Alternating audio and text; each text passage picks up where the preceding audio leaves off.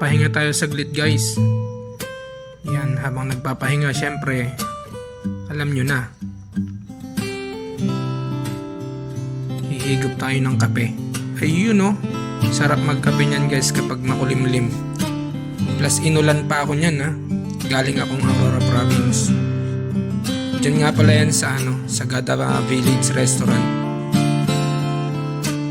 Sa pagkakaalam ko, sakop siya ng Barangay Villarica, Pantabangan. Along the highway lang siya guys ha. Pantabangan, Baler Road.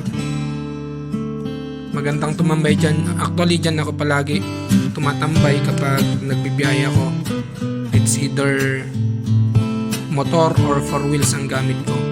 Masarap kasi dyan tumambay. Yan, habang nagpapahinga, siyempre kausap ko yung special someone or someone special. Tama ba? Basta yun na yun. Bahala na kayo guys. Nag-update lang naman ako sa someone special guys, para lang malaman niya kung nasaan na ako or kung may nangyari ba, which is wala naman. Yan, sinabi ko sa kanya nasa Sagada Village na ako. And malapit na rin ako sa San Jose City kung saan tayo pupunta. Baka nagtataka ako guys kung sino yung someone special ko dyan. Si Mrs. ko yan syempre. Magkalayo kasi kami, nasa ibang bansa siya, ako nandito sa Pinas. Kaya yun, sa video call na lang kami nakakapag-usap, messenger. Yun, syempre kapag may kape ka guys, samahan mo na rin ng tinapay. Yun no, sarap ngumuya. Plus may kausap ka pa, lalong sumarap. Siyempre yung part na yan, nilingon ko kung uulan na ba or hindi pa. So far hindi pa naman, kaya humigop ulit tayo ng kape. Yung motor ko nga pala, 7 years na yan sa akin guys. 7 taon na kami magkasama niyan. Pangalan niyan Arky. Tayo muna tayo sa pagkakataon ito. Papakita ko lang sa inyo yung Sagada Village Restaurant. Yan mismo ang Sagada Village Restaurant. Yan ang highway. Yan. Yun no. Mabilisang tour lang. Siyempre mahirap namang nakatayo lang tayo. Upo ulit tayo. Sabay kain ng tinapay. Ganun sana. Sabay inom ng kape. Sarap. Simple guys, sarap magpahinga, relax. Yan. Lalo't makulimlim, magandang simoy ng hangin.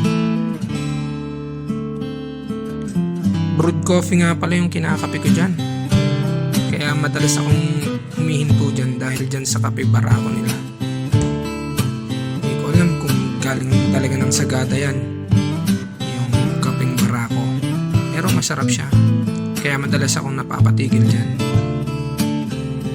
Alam nyo naman kapag mga driver, yan, madalas kape ang hinahanap pag inaantok.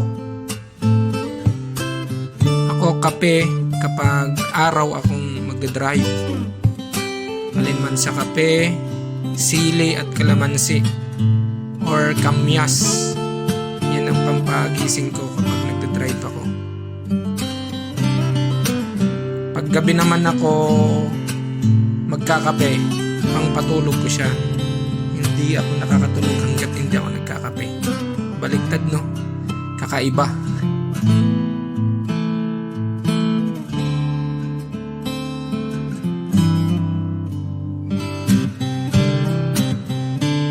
Ayan, ubusin na natin yung kape. Tara, magbayad na tayo ng tinapay at kape na kinuha natin. Saglit yung cashier para magbayad. After natin magbayad guys, travel na naman papuntang San Jose City.